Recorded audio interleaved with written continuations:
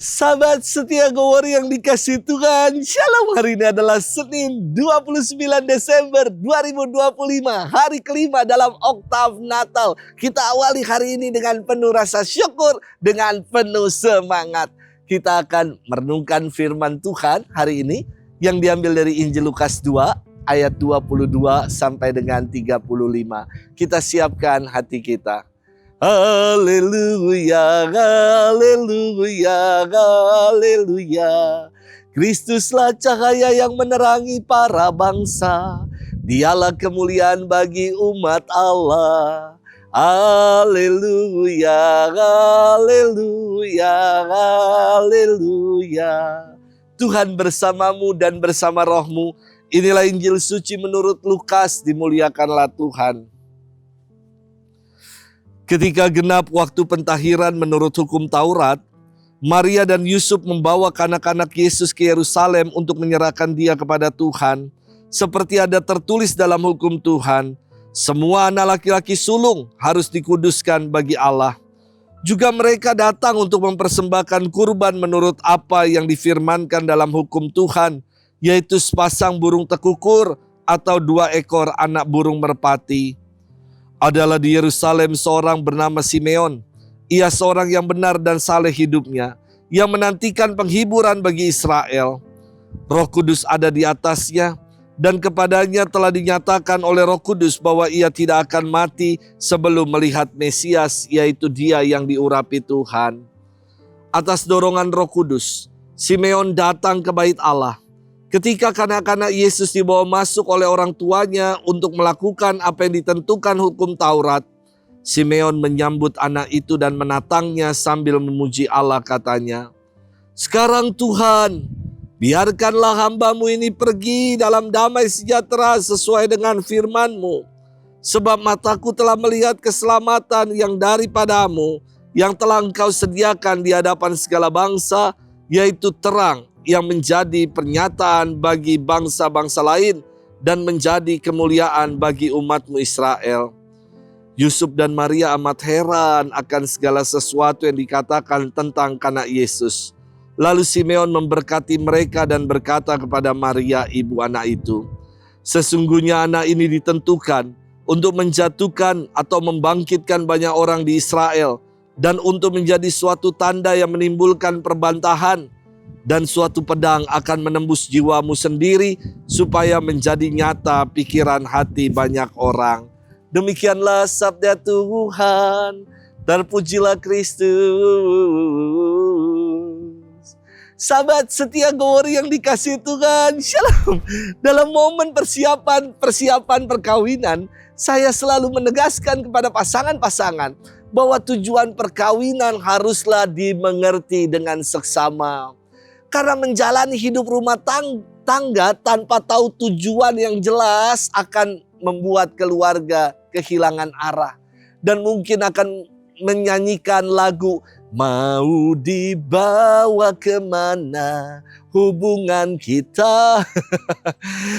Hidup perkawinan, hidup rumah tangga ada tujuan. Dan dalam perkawinan Katolik, tujuan perkawinan ada 3, yakni yang pertama disebut ad bonum conjugum, yang berarti terarah pada kesejahteraan. Makna kesejahteraan adalah di dalam keluarga sungguh mengalami kualitas hidup yang baik dengan segala macam aspeknya.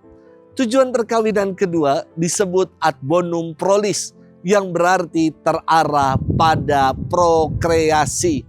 Ini maknanya bagus. Penciptaan dari kata Inggris creation.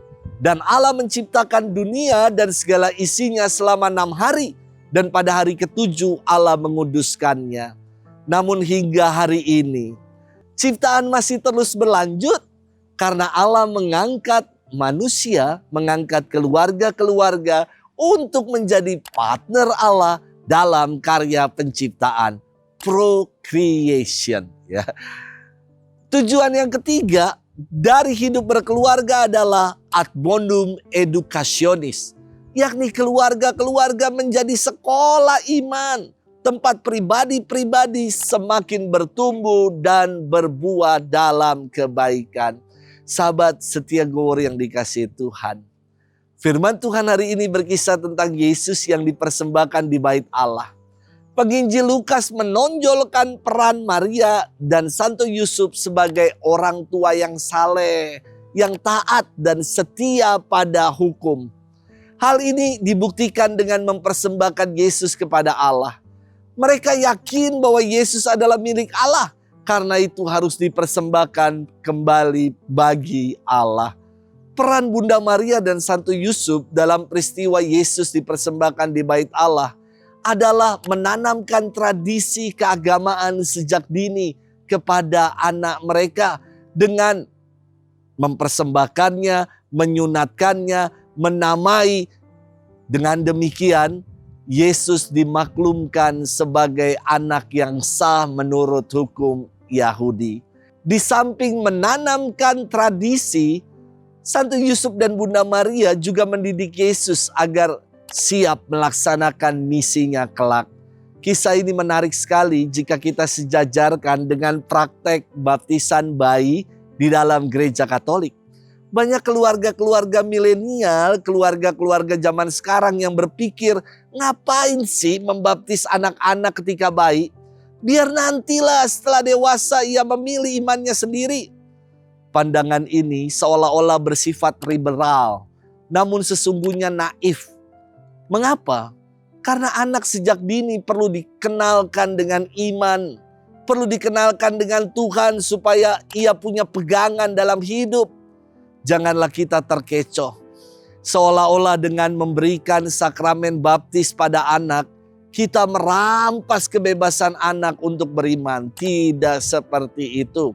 Sahabat setia Gowori yang dikasihi Tuhan, bayi itu kan belum bisa memilih, belum punya yang namanya kehendak bebas untuk menentukan mana yang terbaik bagi dirinya. Namun orang tua tahu yang terbaik, dan yang terbaik itulah yang diberikan kepada anak-anaknya, termasuk iman akan Kristus. Dengan memberikan sakramen baptis kepada anak-anak, anak-anak diangkat menjadi ahli waris di dalam kerajaan surga. Dan sebagai ahli waris, maka kita berhak untuk mewarisi kerajaan Tuhan. Maka mari kita jadikan keluarga-keluarga kita sebagai gereja. Tempat untuk menanamkan nilai-nilai Kristiani, pendidikan iman. Sebagaimana yang dibuat oleh keluarga kudus dari Nazaret. Selamat bermenung, Tuhan berkati kita semua, Bapa dan Putra dan Roh Kudus. Amin.